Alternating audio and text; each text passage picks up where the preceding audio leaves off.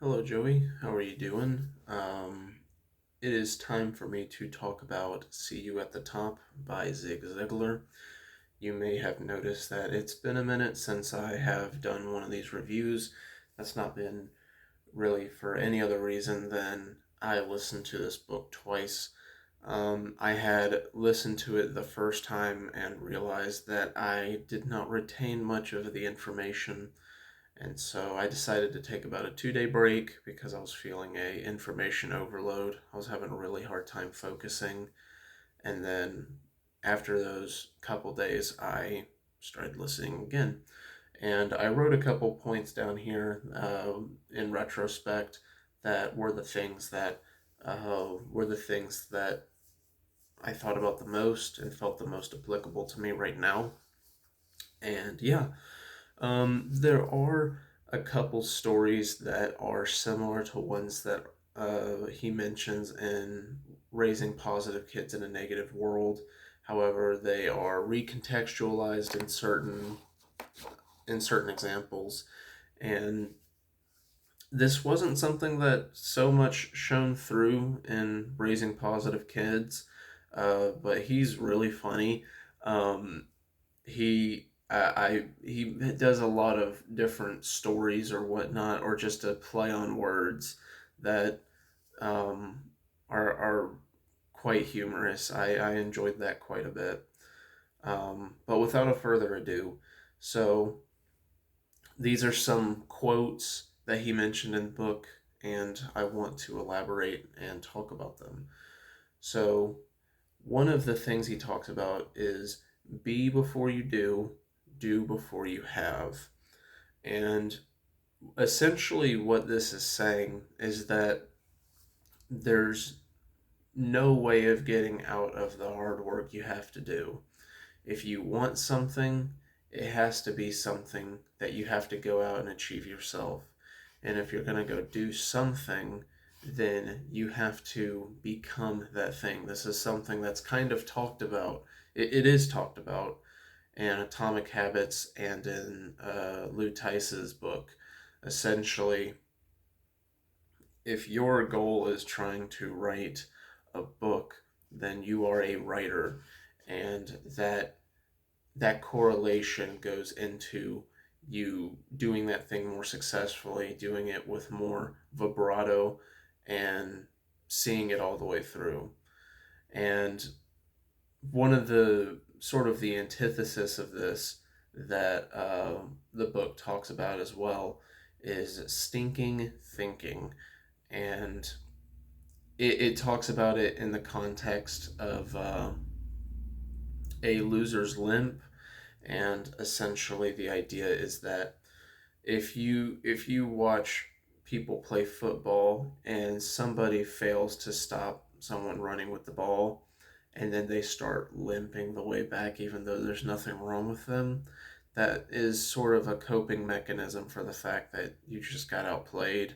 I mean, you could legitimately be injured, but that's why it's called a loser's limp, because you're not really. And so when it comes to these things, this is definitely something that I can be quite bad about. Not so much the loser's limp thing, I don't think, but I do have a tendency of having a voice in my head that is very, very critical of myself, and um, can result in a lot of self hatred.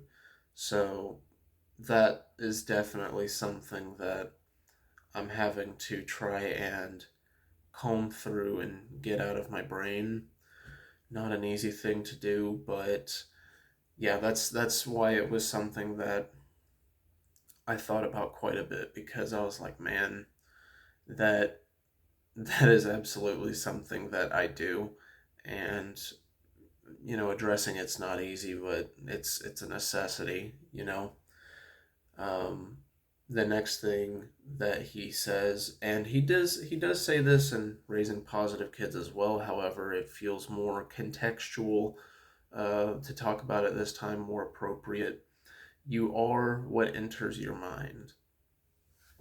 Now, this is a very simple thing to say, but it really does have a lot of implications. It is talking about how we adapt to our environment. It explains our bad habits, it explains our good habits.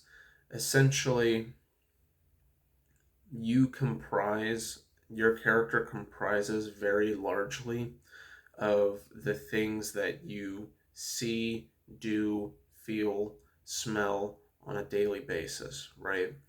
So if you have a bad habit, then it is something that you need to just take out of your brain. You have to unplug that and plug it in with something else.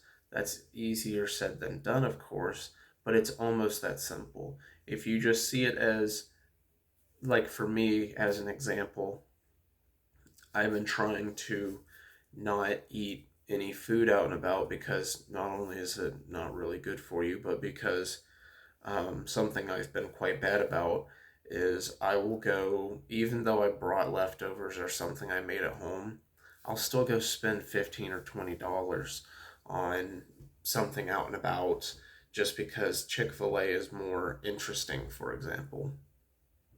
But I've sort of unplugged that from my brain because I started this after reading Atomic Habits, but it's applicable here.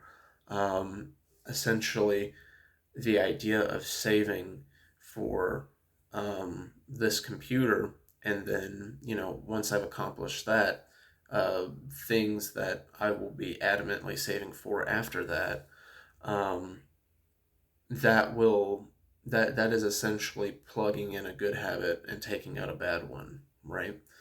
Um, or for example, a particular something that we have discussed before, um, you know, you have to unplug that from your brain. You just have to make sure it's out of sight and out of mind, and then replace it with something better, right? So that one's definitely got a lot of implications. It's a very simple saying that says a lot. Now, one that he also mentioned in Positive Kids is to change the output, change the input.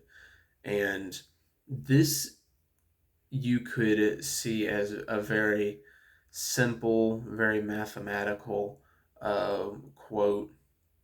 But once again, this is essentially stating um, it's kind of standing in the face of insanity, if you ask me. Uh, it is very easy to be stubborn about how you go about trying to accomplish something. But in his example, they have this computer that they use at their job that they just got, and they thought that it was going to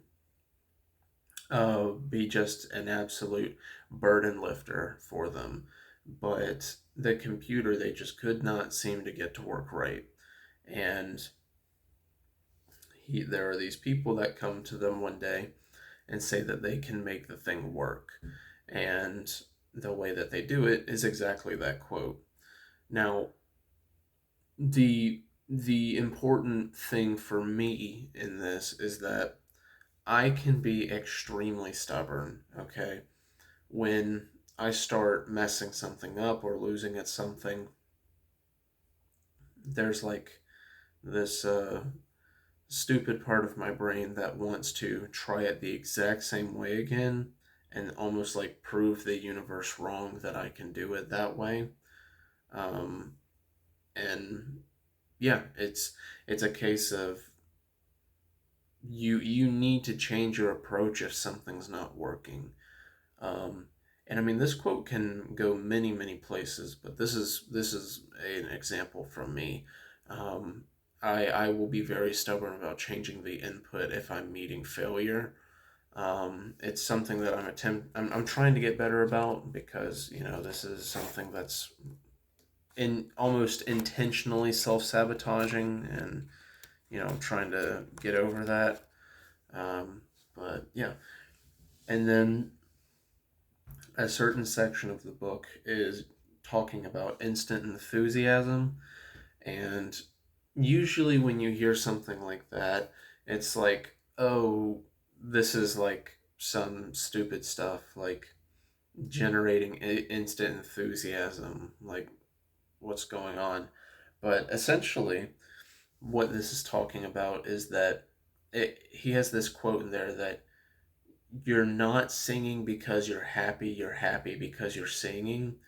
And embedded in this is something extremely important, which is that when it comes to enthusiasm, motivation, I compare it to a gas tank. It's going to start running on E eventually, which is why you need to be consistent with what you do. Well, the thing is that you are able to replenish your motivation and enthusiasm. Of course, one of the ways that the book talks about is listening to motivational tapes to refuel your enthusiasm. But essentially, it is going to be something that can only carry you so far on its own.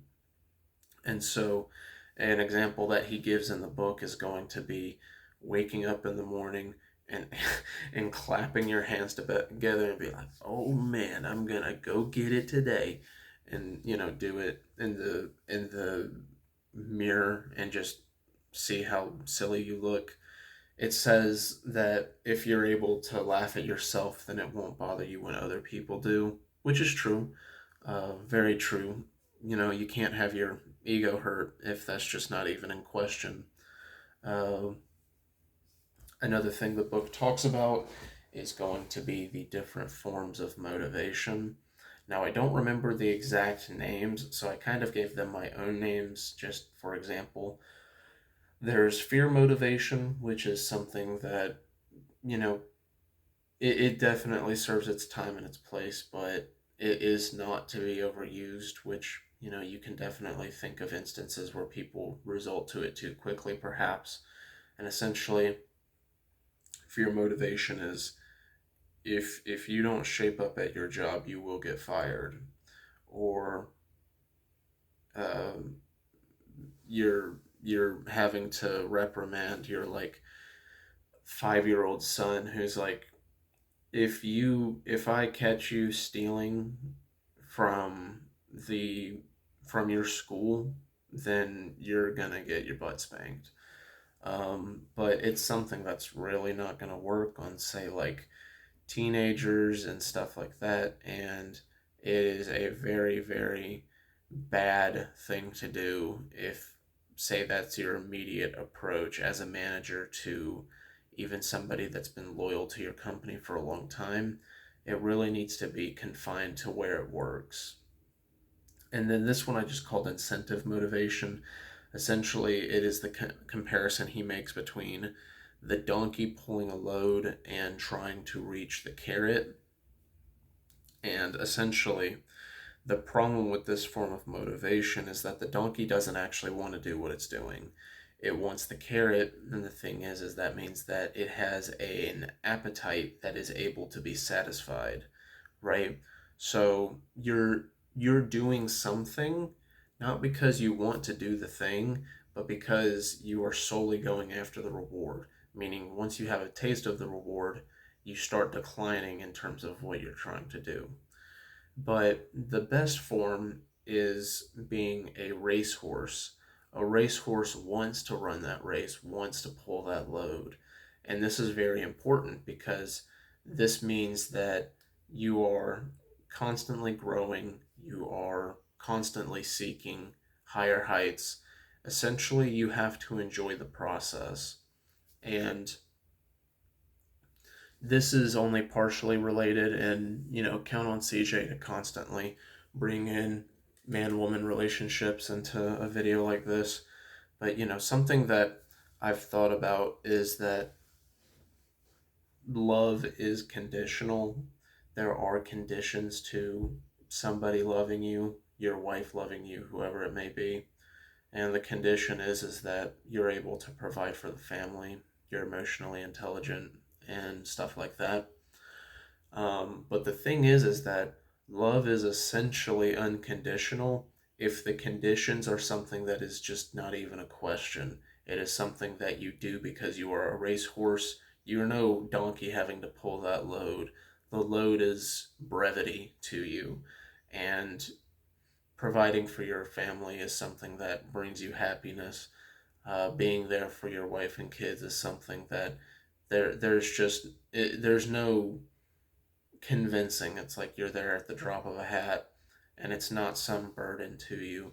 Of course, we're gonna all have our weak moments where we're just like, oh my gosh, like I just want to go to sleep on the couch. But if you can make the conditions just something that is the load that you're pulling for the fun of it, then it might as well be unconditional. Um, and then the last thing that I want to talk about, because this is a really interesting thing, is positive thinking versus positive believing. And when he was describing this, it was a bit weird because in my brain, essentially what he was saying should have been flip flopped between the two. But positive thinking is the hope that you are able to accomplish something. Uh, but positive believing is having reason for hoping for that thing, that you believe that you have what it takes in you to accomplish said task. Positive thinking can result in you moving mountains, but it can also result in you stepping far outside of your game. Whereas positive believing allows you to move a lot more mountains. So this kind of, for me, is the positive side of the whole stinking thinking thing, where, like, I have, something amazingly epic in my brain where, like, I'm really mean to myself. I need to have reason to believe that I'm able to do something and I can do it good. And I've had success with that here recently because, as I told you, I'm trying to afford a nice computer as of right now. But I'm saving up for it, and essentially how I see it is that I am going to be a good editor, good animator, and I am going to work my butt off to afford this computer, and I'm building good habits in the process. And once I've afforded this computer and, I'm able to do the things I want to with it, I'm going to move on to something like saving up for something to progress my professional life. Um, I could also be preparing for something like a big trip to, say, like somewhere out of country. Like, I know over in Europe, I mean, not just in Europe, but like, for example, in Europe, there's like these huge bike races and whatnot. And, I mean, that'd be kind of cool. Uh, so it's what I'm saving for right now. See, the thing is at the current moment, it is the thing that I am chasing the hardest. Um, and it's giving me a taste of what it's like to save up for something I know this sounds super bad, but I've never truly saved up for something adamantly and stuck to it and done a good job. But this time is different, and so it's a very good feeling seeing the amount of money that I've saved up go up and up in preparation for being able to afford this computer. So, and I know that once I have it, I'm going to do hard work and good things on it. So, yeah, I hope you enjoyed this review. Once again, was a little bit late because I've been uh, listening to it a second time. I just needed a couple days to like wash my brain of like the intense amount of information I had been taking in, and now we're here. So I haven't decided what the next book is going to be, but I'll figure that out today. And yeah, I hope you have a nice rest of your day and hope you do well. Peace.